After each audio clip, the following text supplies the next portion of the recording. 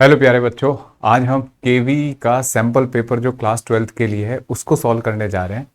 और सारे बच्चे, चाहे भले ही आप केवीएस में नहीं हो, किसी और स्कूल में हो, तो आपके लिए सीबीएसई का सैंपल पेपर जो है केवीएस ने जो बनाया है, ये चंडीगढ़ जोन में बना हुआ है, उनकी ऑफिशियल वेबसाइट पे है, उसको मैं सॉल्व करने जा रहा हूँ और आप सबको इससे फ़ायदा होने वाला है।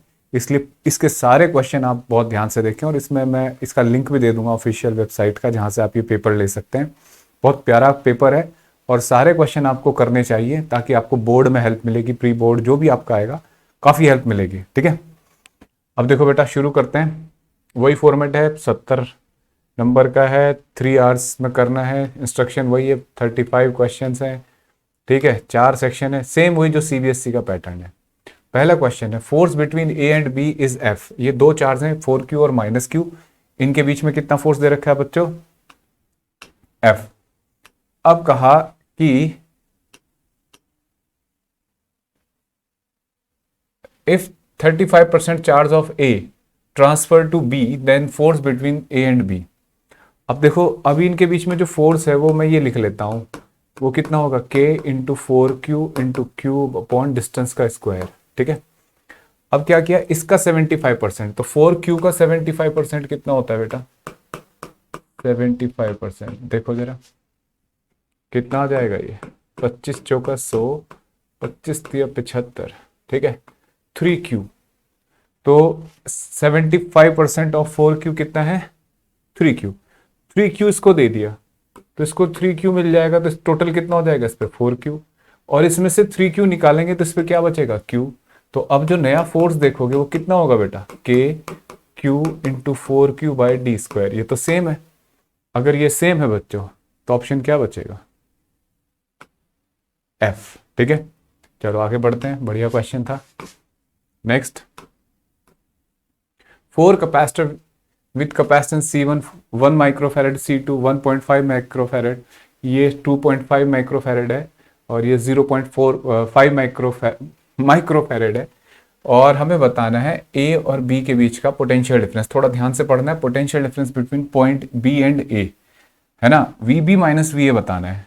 अब देखो क्या करें बच्चों, शुरू कर देते हैं क्वेश्चन को करना। तो सबसे पहले इसमें क्या करना है, हमें दोनों ब्रांच में चार्ज पता कर लेते हैं बच्चों। ठीक है, देखो जैसे इस ब्रांच में मैंने चार्ज मान लिया कि भाई Q चार्ज है, मान लो इसमें Q डैश मान लेते हैं। तो Q होगा बच्चों इसका equivalent capacitance, that is C1 C2 upon C1 plus C2 into voltage. Voltage दोनों पे इस पे भी, पूरी ब्रांच पे 30 वोल्ट और इस पे भी। ठीक है, देखो बेटा C1 कितना है? C1 है 1 माइक्रोफेरेड। ठीक है, 1.0 कर देता हूं मैं। C2 1.5 upon 1 plus 1.5 into voltage कितना है बच्चों? 30। ठीक है, ऐसे लिख सकते हैं। अब देखिए ये हो जाएगा 1.5 अपॉन 2.5 इंटू 30। ठीक है, कैलकुलेशन देखते रहना बेटा, गड़बड़ भी हो सकती है? ये हटा दिया हमने, ये हो गया 5 3 जा 15, 5 5 जा 25, और ये हो गया बेटा 18 माइक्रोकूलम। ठीक है, बिल्कुल ऐसे ही क्यू डेस कैलकुलेट करते हैं। क्यू डेस आएगा बच्चों, क्यू डेस ये आ जाएगा ऐसे C1 C2, ये C2 C3 C3 C4 upon C4 plus C3। तो मैं डायरेक्ट वैल्यू रखता हूं 2.5 इंटू इसकी वैल्यू 0.5 अपॉन 2.5 प्लस 0.5 इंटू 30। ये कितना हो जाएगा? 2.5 इंटू 0.5 अपॉन 3 इंटू 30। ठीक है बेटा, ये 10 हो गया और ये 10, 10 से 10 कट गया, एक 10 और 5 2 जा 10, ये हो गया बेटा 25/2 माइक्रोकूलम। ठीक है, 25/2 माइक्रोकूलम। अब ये दोनों चार्ज आ गए। अब क्या करते हैं बच्चों, क्लियर दिख रहा है आपको स्क्रीन में? अब क्या करते हैं, यहां से केवीएल लगाते हैं ऐसे। ठीक है, तो VA केवीएल आता है आपको, चार्ज के उल्टा जा रहे हैं तो प्लस हो जाएगा Q/C1। ठीक है, और इधर से जाएंगे तो -Q/C2 इक्वल टू VB। यहाँ से Q और ये इसमें Q डैश चार्ज है इस वाले पे, तो Q डैश, Q और Q डैश आपको पता है, तो VB माइनस VA यहाँ से आ जाएगा 13 वोल्ट। मैंने अभी कैलकुलेट करके देखा था तो 13 वोल्ट था। ठीक है, समझ में आ गया बच्चे क्वेश्चन। दूसरा क्वेश्चन करते हैं, आगे बढ़ते हैं। नेक्स्ट पॉइंट है,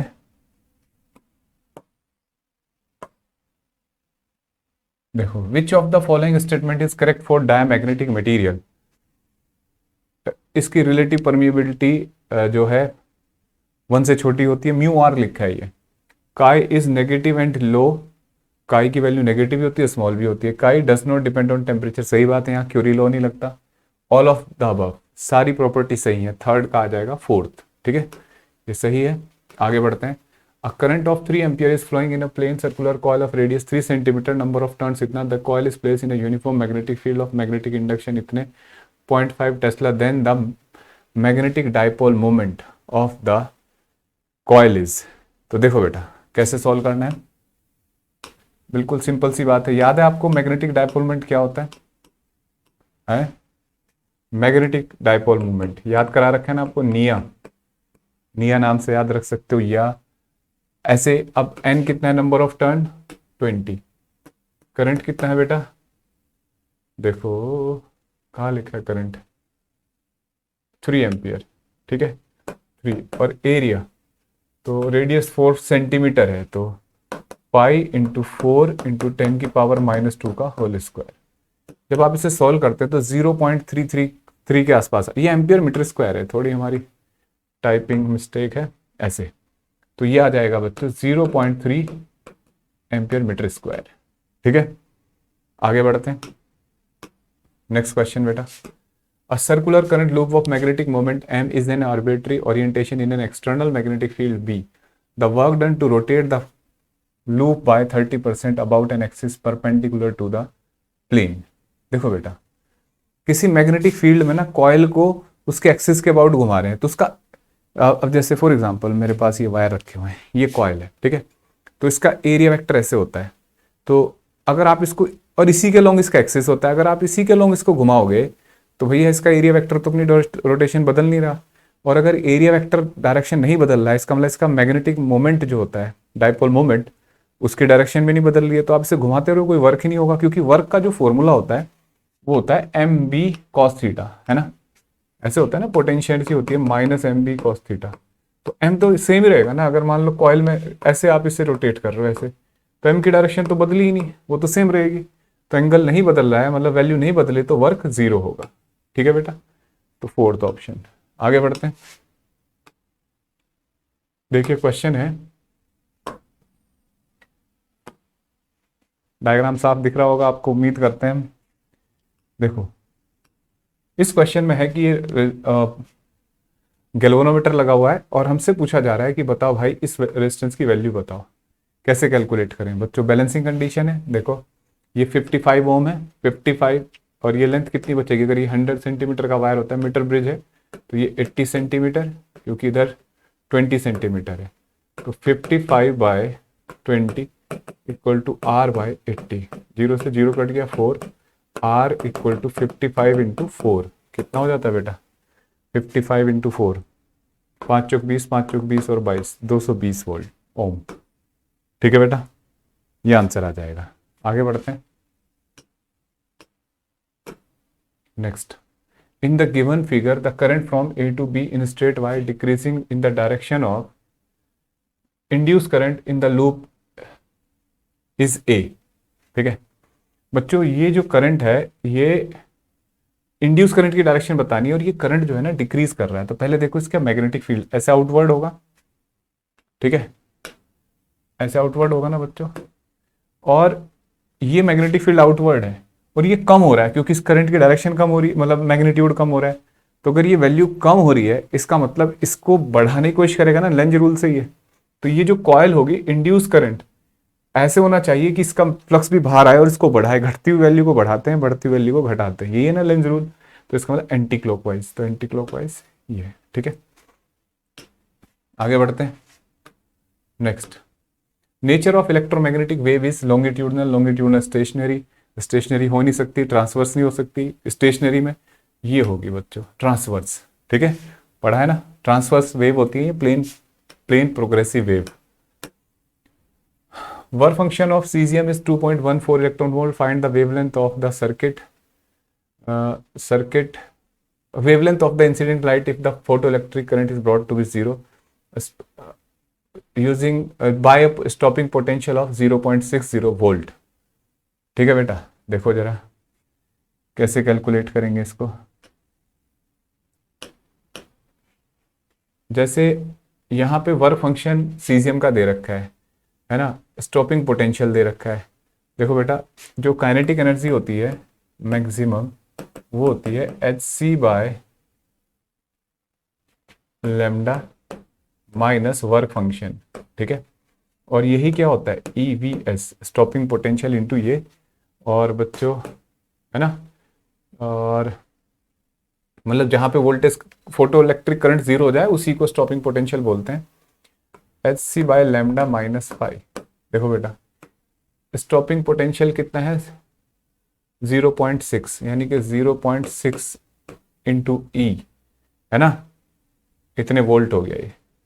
और प्लस 5 को इधर ले आओ, वर्क फंक्शन कितना है 2.14 hc बाय लैम्डा।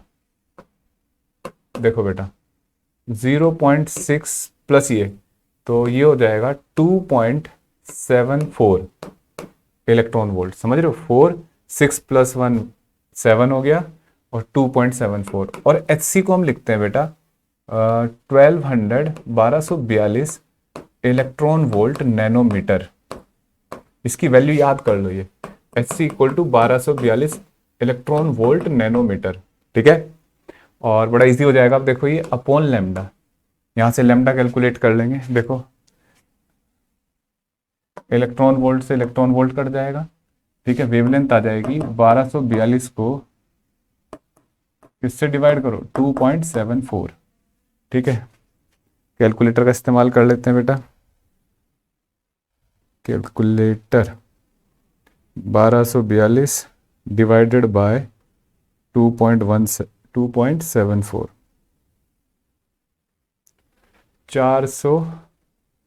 404.53.28, तो इसके आसपास आ रही है, ठीक है।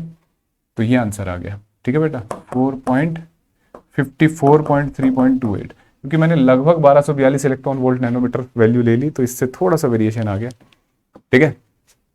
देखो बेटा, इसके बाद अगले क्वेश्चन की तरफ बढ़ते हैं। Next, in YDSC the separation between the slit is half and distance between the slits and the screen is double, fringe width is. देखो बेटा, समझते हैं बात को। बीटा होता है D lambda by small D, ठीक है। अब देखो बीटा डैश नया क्या बोला है, separation between the slits is half. ये होता है सेपरेशन बिटवीन द स्लिट्स, इसको हाफ कर दो। और distance between slits and the screen is double, तो 2d कर दो इंटू लैम्डा, तो 4d lambda by small D, तो 4 टाइम्स ऑफ बीटा हो गया ये, यानी दिस। आगे बढ़ जाते हैं बेटा। व्हेन बोरॉन 5, देखो when boron 5b10 is bombarded by neutron, alpha particle is emitted, the resulting nucleus has the mass number। देखो बोरोन पे क्या किया 10 और ये 5, क्लियर दिख रहा है ये कलर स्क्रीन में, हाँ। इसको इस पे हमने न्यूट्रॉन फेंक दिया, न्यूट्रॉन का चार्ज 0, मास नंबर 1, है ना। तो इससे मान लो कुछ बना, हमने उसका नाम लिख दिया x, ठीक है। साथ में उससे अल्फा पार्टिकल निकल रहा है, तो अल्फा पार्टिकल का मतलब ये। तो बच्चों नीचे 5 होना चाहिए, तो यहाँ 2 है, तो ये 3, और ऊपर 10 और 1 11, उधर कितना है 4, तो यहाँ कितना होना चाहिए बच्चों 7, तो मास नंबर 7 होगा इसका। ये आंसर सही है, ठीक है। आगे बढ़ जाते हैं बच्चों। In a coil of self inductance L is connected in series with a bulb B and an AC source, brightness of the bulb decrease when। देखो ये बहुत रिपीटेड सा क्वेश्चन है, इसमें मैंने ये पढ़ लिया, an iron rod is inserted in the coil. Direct इसी को बता रहा हूँ मैं आपको। देखो बेटा, जैसे एक कॉइल है ये, और इसके साथ एक बल्ब को हम ऐसे अटैच कर देते हैं, ठीक है। एसी सोर्स है, ठीक है। With bulb and AC source. तो जब हम इसमें कोर फिल करते हैं ना, ये ऐसे इसमें कोर फिल कर देते हैं तो इसका इम्पीडेंस बढ़ जाता है। कैसे? आई इक्वल टू होता है ई नोट अपॉन आर स्क्वायर, और इम्पीडेंस क्या होता है 2πfl। और जब L बढ़ता है, जब L होता है mu naught pi R square N square L. तो जब मैं इस मटेरियल में आयरन भरूंगा तो L की वैल्यू बढ़ जाएगी, तो इसका इम्पीडेंस बढ़ जाएगा। इम्पीडेंस बढ़ने से क्या होगा बच्चों, इसका करंट घट जाएगा। करंट घटने से क्या होगा, इसमें कम करंट आएगा ना, तो इसकी जो ब्राइटनेस है वो डिक्रीज हो जाएगी। तो देखो ब्राइटनेस डिक्रीज कब होगी, जब इसमें आयरन कोर भरेंगे। ठीक है, बहुत इंपॉर्टेंट क्वेश्चन है और बहुत रिपीटेड है। ऐसे इसकी जगह अगर कैपेसिटर लगा दिया जाए और उसमें डाइलेक्ट्रिक भरा जाए तो उसमें क्या होता है कि कैपेसिटेंस बढ़ने से, उसमें नीचे लिखा होता है 1/2πfc, तो कैपेसिटेंस बढ़ने से इंपीडेंस कम हो जाता है और ज्यादा करंट आता है, उसमें ब्राइटनेस बढ़ जाती है जब डाइलेक्ट्रिक भरते हैं कैपेसिटर में। ठीक है, ऐसे क्वेश्चन याद रखने चाहिए आपको। Next, during a mean life of radio active element the fraction that disintegrate is. ले पूछा जा रहा है कितना फ्रैक्शन डिसइंटीग्रेट हो जाता है। तो देखो बेटा, यहां थोड़ा समझना है। ऐसे सोचो बेटा, आपने देखा है कि जो बचता अमाउंट है वो ये है, रेडियो एक्टिव डिसइंटीग्रेशन के बाद किसी टाइम पे जो अमाउंट बचता है वो ये होता है ना। और मीन लाइफ होता है बच्चों 1/λ टाइम। तो देखो एन नॉट ई की पावर माइनस लैम्डा, और टी की जगह मैंने 1/λ रख दिया, तो ई की power -1 N upon N naught है वो फ्रैक्शन जो रिमेनिंग है। उसने बोला है दैट डिसइंटीग्रेट, जो डिसइंटीग्रेट हो गया। तो टोटल फ्रैक्शन 1 होता है टोटल वैल्यू, उसमें से इतना बचा है, तो डिसइंटीग्रेट कितना हो गया होगा बच्चों 1 minus N upon N naught equal to 1 minus ये हो जाएगा ई की पावर -1, तो 1 upon e, that is e -1 upon e. कौन सा ऑप्शन सही है? ओ शायद ये सही है। देखो थोड़ा टाइपिंग में ऐसा है, ई -1 अपॉन ई। ठीक है, देखो बेटा, इसके बाद 5 capacitor of 10 microfarad capacity each are connected to a DC potential of 100 volt as shown in figure. Find the charge on each capacitor. देखो बेटा कैसे सॉल्व करेंगे। जैसे सबसे पहले हम क्या करते हैं, यहाँ ये तो हट जाएगा क्योंकि पैरेलल हो गया, ये वो क्या बोलते हैं बैलेंस ब्रिज। तो ये 10 और 10 सीरीज में क्या हो जाते हैं बच्चों, हाफ 10/2 हो जाएगा। तो ऊपर 5 बचा, ये 5 माइक्रो। ठीक है, और नीचे भी 5 माइक्रो। ठीक है, अब देखो टोटल कैपेसिटेंस कितनी हो जाएगी 10 माइक्रोफैरेड, और यहाँ एक बैटरी लगी है 100 वोल्ट की। तो कितना चार्ज आएगा इसमें, Q equal to CV, that is 100 into 10 micro, तो 1000 माइक्रो कूलम। वो चार्ज यहाँ से जाएगा और इन दोनों में डिवाइड होगा ना Q डैश। तो उससे पूछा है कि find the charge on 10 microfarad capacitor, हर एक पे कितना होगा।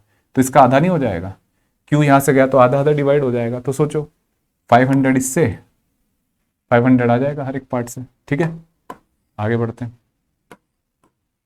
देखो बेटा सोचो, 2 parallel metal plates having charge plus Q and minus Q face each other at a certain distance between them. If plates are now dipped in a kerosene oil tank, the electric field between the plate will be. देखो बेटा बहुत प्यारा question है कि ऐसे इन पे plate पे charge है प्लस Q माइनस Q। तो जब केरोसिन प्लेट में रखते हैं ना इसको ऐसे, तो केरोसिन ऊपर चढ़ना शुरू हो जाता है। ठीक है, केरोसिन ऊपर आना शुरू हो जाएगा और इसके फील्ड में डाइलेक्ट्रिक आ गया। तो जब भी कहीं डाइलेक्ट्रिक आता है तो इलेक्ट्रिक फील्ड रिड्यूस हो जाता है। ठीक है, तो इलेक्ट्रिक फील्ड विल डिक्रीज। ये रहा। इसी क्वेश्चन में मजेदार क्वेश्चन बन जाता अगर इसमें कोई बैटरी लगा देता। अगर इसमें बैटरी लगी होती, चार्ज ना दिया होता, बैटरी लगी होती, तो इलेक्ट्रिक फील्ड कांस्टेंट रहता। क्यों? क्योंकि जो इलेक्ट्रिक फील्ड रिड्यूस होने की कोशिश करता तो एक्स्ट्रा चार्ज आ जाता बैटरी से जो इसकी भरपाई करता, और इलेक्ट्रिक फील्ड कांस्टेंट रहता। क्योंकि इसके क्रॉस वोल्टेज कांस्टेंट हो गया तो इलेक्ट्रिक फील्ड भी कांस्टेंट रहता। लेकिन यहां बैटरी नहीं लगी इसलिए इलेक्ट्रिक फील्ड रिड्यूस हो गया। ठीक है, आगे बढ़ते हैं। नेक्स्ट बेटा ये एजर्सन रीजन है। ठीक है, इनको पढ़ना है पहले। वैसे मैंने जो रूल बता रखा है वो, लेकिन आजकल के एजर्सन रीजन में रूल फेल हो रहे हैं क्योंकि अधिकतर क्या हो रहा है कि एजर्सन रीजन दोनों एक जैसे ही लिख रहे हैं। एजर्सन रीजन का मतलब होता है रीजन हो, एक थ्योरी हो और उस पर बेस कोई एग्जाम्पल हो, लेकिन यहाँ कुछ और ही बातें होती हैं। चलो क्या करना है, पहले रीजन पढ़ा करो। रीजन ज़्यादातर पता लग जाता है सही है गलत, क्योंकि स्टैंडर्ड थ्योरी है। Kirchhoff's loop rule follow from conservation of momentum ना, लूप रूल क्या फॉलो करता है, कंजर्वेशन ऑफ एनर्जी, इसका लिए गलत हो गया, तो रीजन फॉल्स। ठीक है, अब देखो यानी कि इन दोनों में से आंसर होगा एजर्सन Kirchhoff junction rule follow conservation of charge, ये बात सही है, तो एजर्सन ट्रू है ये, यानी कि थर्ड ऑप्शन सही है इसका। ठीक है बच्चों, चलो आगे बढ़ते हैं। In diffraction phenomena different maxima have different intensity, सही बात है, इंटेंसिटी डिक्रीज करती जाती है बच्चों हर मैक्सिमा की। इन इंटरफेरेंस डिफरेंट मैक्सिमा है सेम इंटेंसिटी, हाँ हर मैक्सिमा की इंटेंसिटी सेम होती है, दैट इज 4I0 उनकी मैक्सिमम इंटेंसिटी होती है, और मतलब सही बात है ये, लेकिन इनका आपस में कोई लिंक नहीं है, तो क्या लिखोगे, second option, both A and R true and R is not correct explanation. ठीक है, two statements are given labelled assertion A and, ओ मैं इसे पढ़ने लगा, देखो सेचुरेशन करंट, अब देखो यही अजीब सी बात हो गई। If a distance of point source is increased in front of the photoelectric plate, then stopping potential will remain unchanged. देखो बेटा, ये मान लो प्लेट है और एक सोर्स है, उससे लाइट गिर रही है, अगर मैं इसे दूर करता जाऊं तो इस पर जो इंटेंसिटी गिरती है, अगर पॉइंट सोर्स हो तो 1/डिस्टेंस स्क्वायर के साथ डिक्रीज करती है। ठीक है, लेकिन चलो आपको इतनी डेप्थ में नहीं जाना, सोर्स दूर कर गए तो आप इस पर कम अमाउंट पड़ेगा ना लाइट का, तो कम फोटो इलेक्ट्रॉन निकलेंगे, लेकिन निकलेंगे तो सारे उतनी ही ताकत से ना, तो उसे रोकने के लिए उतनी एनर्जी की जरूरत पड़ेगी, तो स्टॉपिंग पोटेंशियल सेम रहेगा। ठीक है, क्योंकि उन सबकी मैक्सिमम काइनेटिक एनर्जी उतनी ही निकले रहेगी, कम निकलेंगे लेकिन मैक्सिमम काइनेटिक एनर्जी सेम रहेगी, इसका मतलब रोकने के लिए पोटेंशियल सेम होगा, सही बात है ये। Saturation current will decrease, saturation current decrease कर जाएगा क्योंकि फोटोन कम हो गए। ठीक है, तो कम फोटो इलेक्ट्रॉन निकलेंगे, लेकिन इस बात का इनसे ये इसको नहीं एक्सप्लेन करता। ठीक है, फोटो इलेक्ट्रिक विल डिक्रीज, तो ये रीजन सही नहीं है इस बात का। ठीक है, तो यहाँ कोई मतलब दोनों बातें सही है लेकिन एक दूसरे को एक्सप्लेन नहीं करती, तो इसमें कौन सा ऑप्शन टिक करना चाहिए बच्चों में, सेकंड। ठीक है, अब देखो ये क्वेश्चन है सेक्शन बी में पहुंच गए हम धीरे धीरे, कि ये वेवलेंथ कौन सी है, तो बेटा ये साफ पता लग रही है हमें, ये कौन सी रेज है, एक्स रेज। ठीक है, आपको स्पेक्ट्रम पढ़ा होना चाहिए, मैंने आपको तरीके बता रखे हैं इसको याद करने के, और ये जो वेवलेंथ है ये होती है माइक्रोवेव की। एक्सरेज का कोई एक यूज बता दो, जैसे to diagnosis the crack in bones, हड्डियों में पता करने के लिए ना क्रैक वगैरह आ जाता है। और बेटा माइक्रोवेव का कोई यूज बताओ, रडार, नेविगेशन, इन सब में यूज होता है ना, ओवन में। कोई भी सपना साकार करने के लिए सबसे जरूरी है सही कोच का होना। चुनिए फिजिक्स मास्टर एकेडमी को और करे अपने नीट जेईई मेंस के VPY का सपना साकार। Download the app now. ये आ गया, calculate the de Broglie wavelength of electron orbiting n = 2 hydrogen atom, और यहाँ पे साथ में ये भी दे रखा है 3.4 electron volt, determine the de Broglie wavelength. देखो बेटा, आप n = 2 बताओ, या इसने एक और बात दे दी, फर्स्ट एक्साइटेड स्टेट का मतलब क्या होता है, n = 2 ही तो होता है, ground state, first excited state. तो मैं तुम्हें एक फॉर्मूला लिखा देता हूँ, देखो डी ब्रोगली वेवलेंथ होती है h/mv। ठीक है, mv को और क्या लिख सकते हैं, √2m/k। ठीक है बेटा, और h, देखो इसने काइनेटिक एनर्जी लिखी हुई है डायरेक्ट 3.4 इलेक्ट्रॉन वोल्ट, तो 2 × m कितना होता है इलेक्ट्रॉन का, 9.1 × 10⁻³ 31, और काइनेटिक एनर्जी लिखी है 3.4, लेकिन हमें जूल में कन्वर्ट करना है तो 1.6 × 10⁻19, और h की वैल्यू उसकी जगह रख दो 6.6 × 10⁻34 जूल सेकेंड। बेटा सॉल्व करना तुम्हारा काम है। ठीक है, उसमें भी यही है, काइनेटिक एनर्जी कैलकुलेट कर लो वहां से, या दूसरा तरीका है, मान लो आपका n = 2 आ गया तो स्पीड पता कर लो उस ऑर्बिट में कितनी, और यहाँ रख दो, मास पता है ये।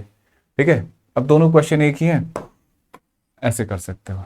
आगे बढ़ो, ये क्वेश्चन है कि एक कन्वेक्स लेंस है, फोकल लेंथ है 30 सेंटीमीटर, और उसको कॉन्टेक्ट में रख दिया concave lens, focal length 20 centimetre, और सिस्टम की फोकल लेंथ पता कर लेते हैं पहले, 1/f, ये फॉर्मूला होता है बेटा जब लेंस कांटेक्ट में होते हैं, तो इस वाले की फोकल लेंथ होगी +30 कन्वेक्स की, और इसकी होगी -20।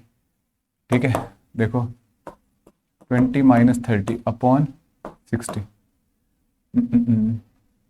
जीरो हटा देते हैं ना, ये 60 कर दिया है ना, तो -1/60। फोकल लेंथ नेगेटिव हो गई -60 सेंटीमीटर। बताना बेटा, फोकल लेंथ नेगेटिव होगी तो कौन सा लेंस की तरह काम कर रहा है ये सिस्टम? कनकेव लेंस की तरह ना। तो कनकेव क्या होता है? डाइवर्जिंग। तो ये डाइवर्जिंग बन जाएगा, ठीक है।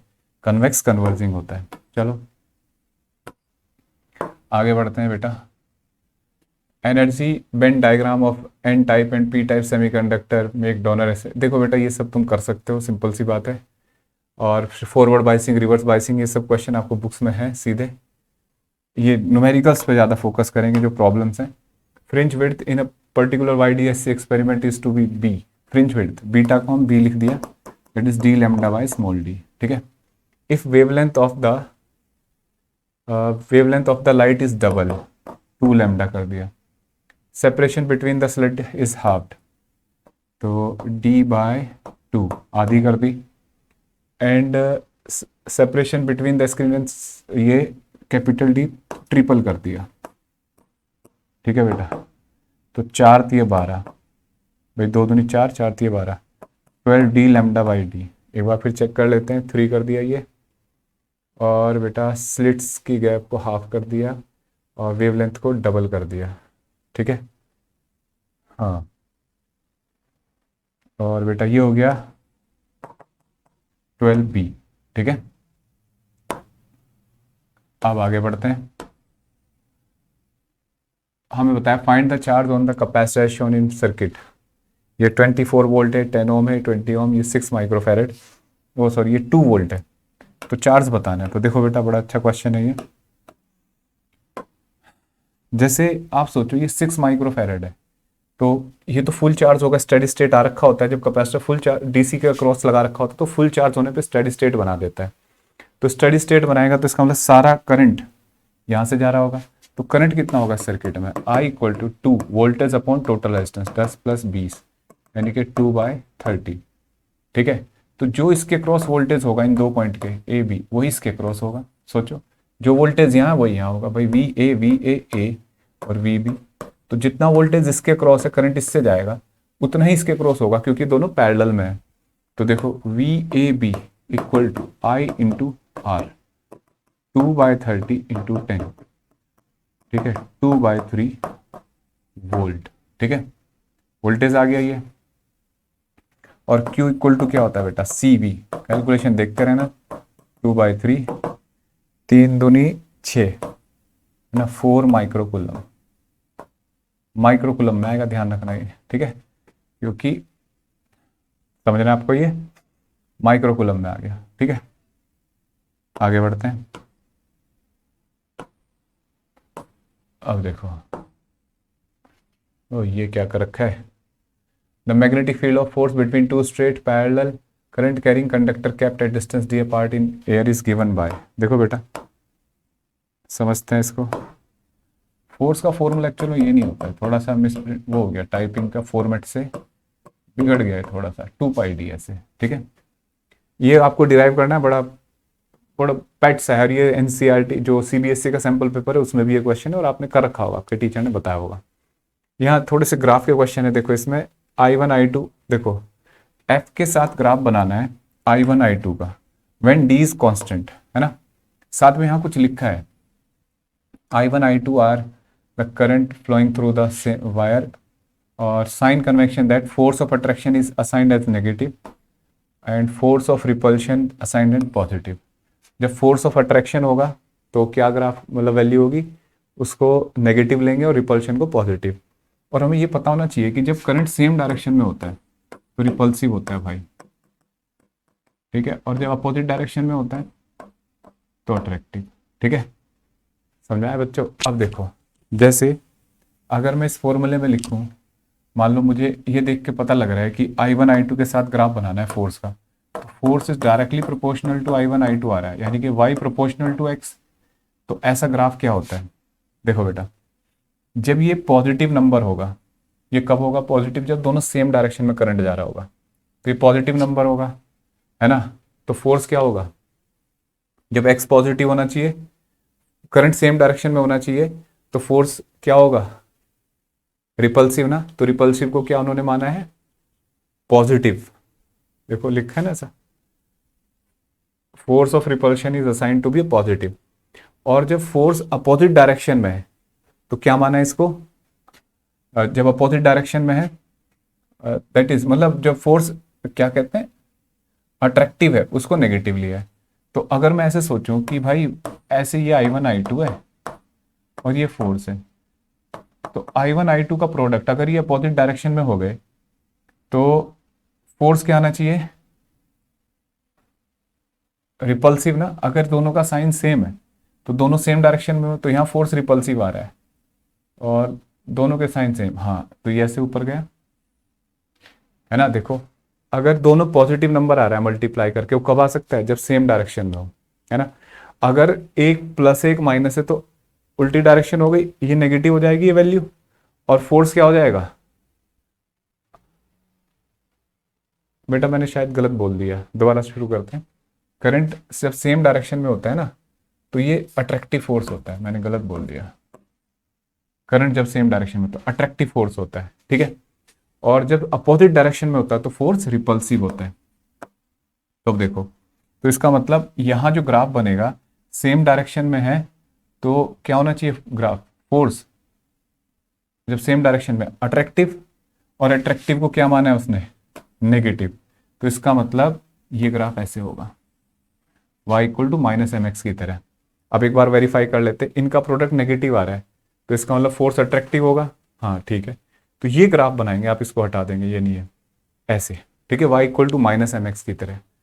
अब देखो बेटा, व्हेन दूसरा ग्राफ बनाना है, when I1 I2 is maintain at constant positive value. d का ग्राफ बनाना है जब ये कांस्टेंट पॉजिटिव वैल्यू, तो d के साथ तो y inversely proportional to x, यानी कि f inversely proportional to d। तो ऐसा ग्राफ क्या होता है बेटा, हाइपरबोला, ऐसे बनता है f और d के बीच में, ठीक है। फिर उसने बोला है d when I1 I2 is maintain at constant negative. तो कांस्टेंट नेगेटिव का मतलब ये उल्टा पैराबोला, इसकी मिरर इमेज बना दो, ठीक है, उल्टा हाइपरबोला, ठीक है। तो थोड़ा ये ध्यान रखना था इस क्वेश्चन में। आगे बढ़ते हैं। A rectangle loop of side इतना small cut at stationary magnetic field produced by the if the current feeding the electromagnet is gradually reduced so that the magnetic field decrease in a rate of, इस value पे इस rate से decrease हो रहा है 0.2 Tesla पर second. If cut is joined at the loop has a resistance of 1.6 ohm, how much dissipated power is dissipated as heat? What is the source of this power? देखो बेटा, जैसे coil है, ठीक है, इसमें थोड़ा ये नहीं बताया कि कॉयल कैसे रखी है फील्ड में। देखो थोड़ी सी बदतमीजी, अगर पैरेलल रखी हो ना कॉयल के तो कुछ भी नहीं होगा इसमें। तो क्वेश्चन थोड़ा सा क्लियर नहीं है, लेकिन कोई बात नहीं, जैसा सोचा है वैसे आंसर बता देता हूँ मैं। फ्लक्स होता है मैग्नेटिक फील्ड इंटू एरिया, ठीक है, और ईएमएफ होता है minus D phi by D T, minus D by D T of magnetic field into area. तो एरिया बाहर आ गया D B by D T, ठीक है, और ये डिक्रीज कर रहा है तो ये माइनस रेट आएगा। तो माइनस ए कितना है, 8 इंटू 2 इंटू 10 की पावर -4, समझ में आ गया बच्चों, इंटू माइनस ऑफ 0.02, ठीक है बेटा। इसको कैलकुलेट कर लो, ये ईएमएफ आ गया। फिर बोला कितना रेजिस्टेंस लगा दिया, तो रेजिस्टेंस लगाने से क्या हो जाएगा, कितनी पावर डेवलप होगी ये पूछ रहा है। तो पावर होती है E²/R, ठीक है, I²R भी कर सकते हो, इससे भी यहाँ से कर लो। ये ईएमएफ आ गया, ये पावर, और ये किस वजह से आई, because of change in flux, है ना। तो लिखेंगे according to Faraday rule there is a change in flux, that's why a power delivered to the circuit, ठीक है, ऐसे लिख देंगे। आगे बढ़ते हैं बच्चों। In a series LCR circuit obtain the condition under which the impedance of the circuit is minimum and what less current flow in the circuit. देखो बेटा, ये देखो इम्पीडेंस मिनिमम कब होता है सीरीज LCR में, XL इक्वल टू XC होता है, ठीक है। तो XL इक्वल टू XC हो जाएगा तो Z इम्पीडेंस क्या हो जाएगा बेटा, R, ठीक है। दूसरे में बोला कि waterless current flow in the circuit, यानी कि उस सर्किट का रेजिस्टेंस कितना होना चाहिए, सेकंड पार्ट में रेजिस्टेंस क्या होना चाहिए, 0। अगर रेजिस्टेंस 0 है तो उस सर्किट में वाटरलेस करंट फ्लो करेगा, ठीक है। अच्छा, draw the variation of inductive reactance and capacitance with frequency as applied source. बेटा एक्सएल इक्वल टू होता है 1/2πfl। तो इंडक्टिव रिएक्टेंस का जो ग्राफ होता है वो कुछ ऐसे बनता है हाइपरबोला, और कैपेसिटिव रिएक्टेंस का 2πfl। 2π मैंने गलत कर दिया भैया, ये होता है डायरेक्टली प्रोपोर्शनल। ठीक है, तो इसको चलो XC लिख देते हैं। कैपेसिटिव रिएक्टेंस होता है इन 1/2πfc। तो ये हाइपरबोला बनता है। बड़े बेसिक से ग्राफ है बेटा, आपने करे होंगे जरूर। एक्सएल होता है 2πfl, तो इसका फ्रीक्वेंसी बढ़ने के साथ इम्पीडेंस बढ़ता है। ठीक है, ये खत्म। Can the voltage drop across the inductor और capacitor in series LCR circuit greater than applied voltage और of the AC source, justify your answer. तो आंसर है यस। और बच्चों क्या लिखेंगे इसमें, देखो एक बात सोचो, जब XL इक्वल टू XC होता है ना, LCR सर्किट की बात कर रहा हूं मैं, तो उस टाइम जो अप्लाइड वोल्टेज होता है ERMS, वो सीधे I इंटू R होता है, IRMS, यानी कि वोल्टेज अक्रॉस रेजिस्टेंस के बराबर होता है। ठीक है, लेकिन उस टाइम हमें ये तो नहीं पता ना कि इसके अक्रॉस कितना वोल्टेज है। उसी टाइम जो करंट सर्किट में जा रहा होगा, तो वोल्ट ऐसे रेजिस्टेंस बना देता हूँ मैं, ये इंडक्टर और ये कैपेसिटर। आपको क्या लिखना है पेपर में बताता हूँ। पहले तो आंसर यस, हाँ ऐसा हो सकता है कि इसके अक्रॉस जो वोल्टेज है इंडक्टर के और कैपेसिटर के, वो रेजिस्टेंस, मतलब ऐसे लिख दिया मैंने, मतलब ये EL हो सकता है इस वैल्यू से ज्यादा हो। कैसे? अब जो EL होगा वो क्या होगा, I इंटू XL। ठीक है, IRMS इंटू XL। सोचो अगर if XL greater than R हो जाए, है ना, तो EL जो है, इसके अक्रॉस जो वोल्टेज है वो ERMS ही है ना भाई। जब इस EL और EC बराबर हो रखे होते हैं रेजोनेंस पे, तो सारा ERMS किसके बराबर होता है, ER के। अब सोचो, है ना, तो हमने ER और ERMS सेम लिख रखे हैं, रेजिस्टेंस के अक्रॉस वोल्टेज सप्लाई के बराबर है रेजोनेंस पे। अगर इस टाइम इंडक्टर के क्रॉस जो आपने वोल्टेज लिखा है IRMS इंटू XL, अगर XL R से बड़ा हो जाए तो EL ER से ज्यादा नहीं हो जाएगा, और ER कौन है, ERMS, यानी कि सप्लाई से भी ज्यादा वोल्टेज इनके क्रॉस हो सकता है। ठीक है, तो ऐसे आप समझा सकते हो। बिल्कुल ऐसे ही if XC is greater than R, तो EC ग्रेटर देन ER, और ER कौन है, ERMS, यानी कि सप्लाई वोल्टेज से ज्यादा हो सकता है कैपेसिटर के क्रॉस वोल्टेज। ठीक है बेटा, आगे बढ़ते हैं। नेक्स्ट फ्रीक्वेंसी देखते, इतना इतना इतना। देखो बेटा, ये क्वेश्चंस ऐसे सोचो, कर लेते हैं इस क्वेश्चन को भी।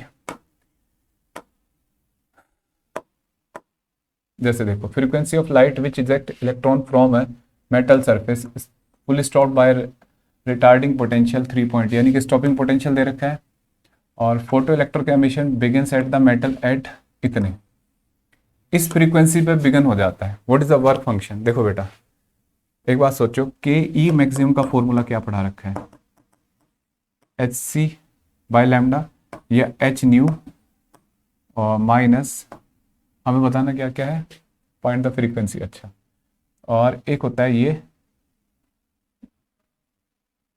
वर्क फंक्शन, तो वर्क फंक्शन को H न्यू टी लिख सकते हैं नहीं। और वर्क फंक्शन की जो फ्रीक्वेंसी होती है, थ्रेशोल्ड फ्रीक्वेंसी, वो होती है जहां जितनी फ्रीक्वेंसी डले कि यहाँ से रेडिएशन शुरू हो जाए, एमिट होना, इलेक्ट्रॉन एमिट होना शुरू हो जाए। तो इसका मतलब ये न्यू टी दे रखी है आपको। ठीक है, न्यू टी यहाँ रखेंगे, और के ई मैक्सिमम को क्या लिख सकते हैं, EVS H new minus H nu T. New T की वैल्यू पता है, H की वैल्यू पता है, इसकी वैल्यू पता है, EVS दे रखा है आपको, ये रहा 3.3, और इलेक्ट्रॉन की वैल्यू रख लो यहाँ से न्यू कैलकुलेट कर लो, फ्रीक्वेंसी ये वाली, ये फ्रीक्वेंसी ऑफ रेडिएशन पूछिए। पहले ये कर लोगे, फिर आपसे पूछा वर्क फंक्शन, तो वर्क फंक्शन क्या होता है बेटा, phi equal to H nu T. ठीक है, यहाँ वैल्यू रख देना, ये न्यू टी है ये हमारा, और प्लैंक कांस्टेंट इसमें मल्टीप्लाई कर दो। ठीक है, अब देखो इसके बाद ये क्वेश्चन है, light of some wavelength is incident on the three same wavelength is incident on 3 photosensitive surface A, B and C. The following observation are recorded. Surface A, photoelectrons are not emitted. Surface A से photoelectron emitted नहीं हो रहे हैं। ठीक है, तो इसका मतलब जो फ्रीक्वेंसी है उस रेडिएशन की लेट्स देन threshold frequency of surface A। ठीक है।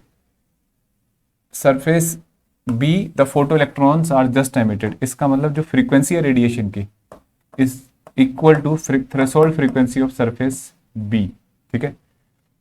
फ्रॉम द सरफेस, तीसरा कहाँ है, photo electrons surface C, photo electrons with some kinetic energy, इसका मतलब फ्रीक्वेंसी इतनी सफिशिएंट है कि एक तो इलेक्ट्रॉन को नॉकआउट करती है और साथ में उनको दौड़ा भी रही है। तो ये जो फ्रीक्वेंसी है ये थ्रेशोल्ड फ्रीक्वेंसी ऑफ सरफेस सी से ज्यादा है। ठीक है, आगे बढ़ते हैं।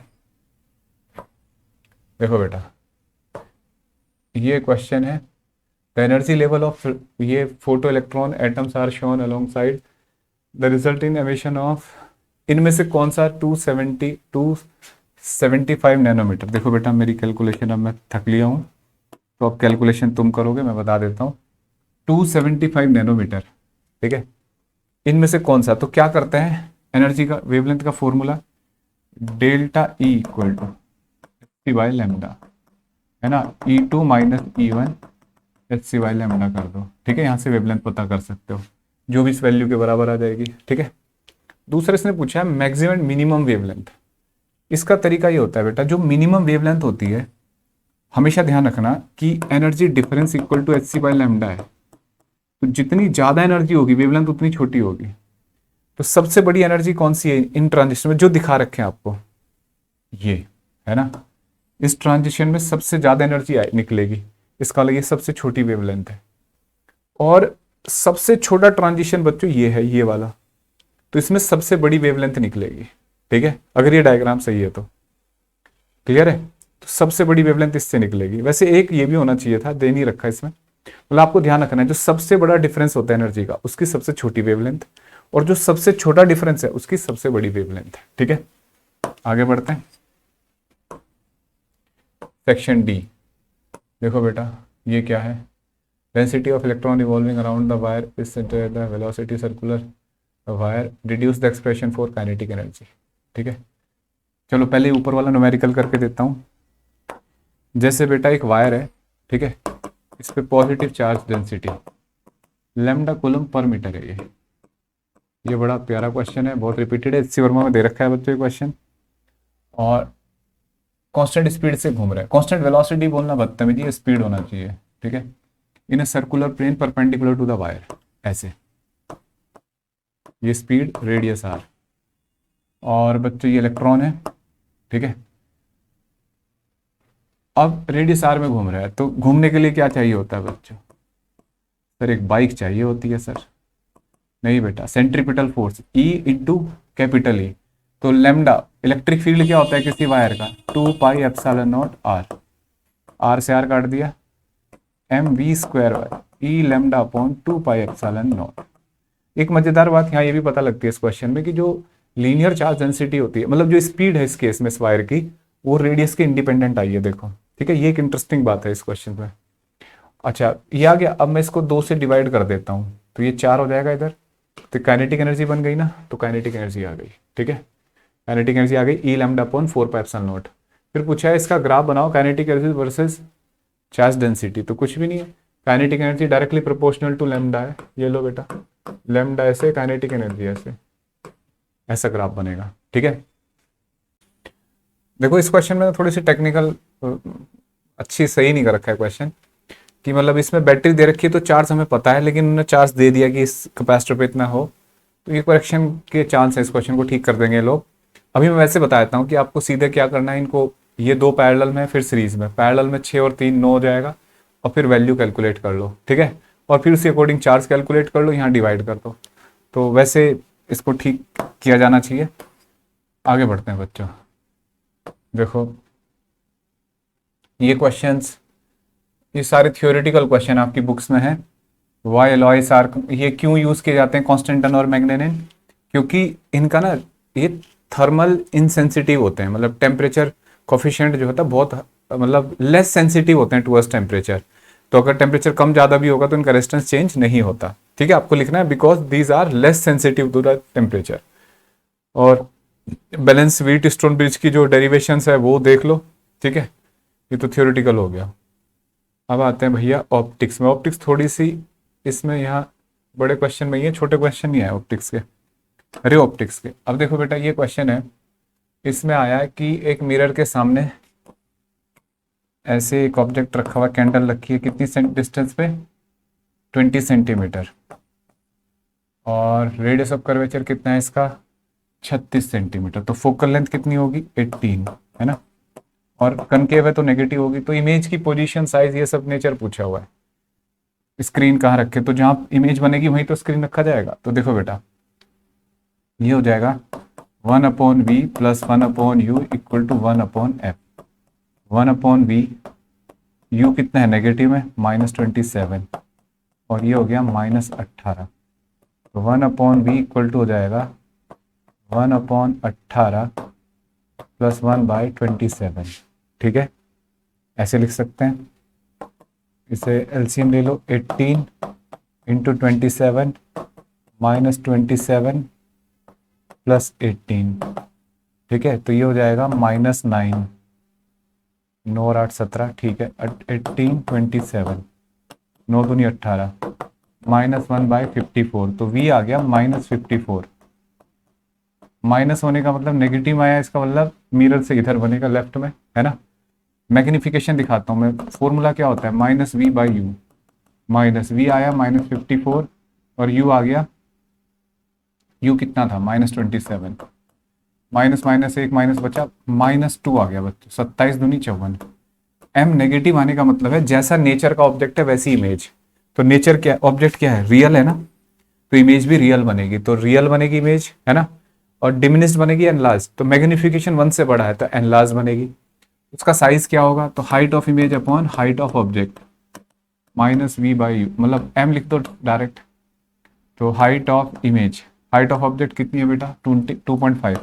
तो मैग्निफिकेशन यानी कि -2 इंटू 2.5, -5 सेंटीमीटर। -5 सेंटीमीटर की एनलार्ज है, माइनस है तो इन्वर्टेड है, इन्वर्टेड, एनलार्ज्ड और वर्चुअल और इन फ्रंट ऑफ मिरर। और इतनी ही दूर पे आपको, जहां ये -54 सेंटीमीटर पे आपको मिरर रखना है, वो स्क्रीन रखनी है।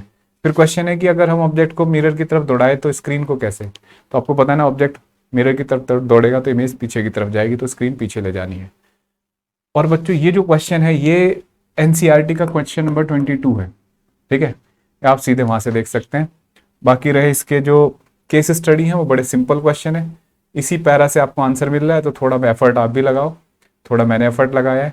और आपको इससे फ़ायदा हुआ नहीं हुआ ये ज़रूर बताना कमेंट बॉक्स में। ठीक है, और बच्चों हमारे ऐप के ऊपर बहुत सारी टेस्ट सीरीज़ हैं, एनसीईआरटी की टेस्ट सीरीज़ हैं, और स्टडी मटेरियल है। और स्टडी मटेरियल जो इंपॉर्टेंट क्वेश्चन है पूरे चैप्टर्स के, जो आपके बोर्ड में बहुत काम आएंगे, एजर्सन रीज़न, और बेटा ऑब्जेक्टिव, और केस स्टडीज़, और जैसे जो नया पैटर्न है उसके अकॉर्डिंग ऑब्जेक्टिव क्वेश्चंस, बहुत ज़्यादा मटेरियल है जिसे आप अवेल कर सकते हो। ऐप का लिंक डिस्क्रिप्शन बॉक्स में दे रखा है। थैंक यू बच्चों, wish you all the best.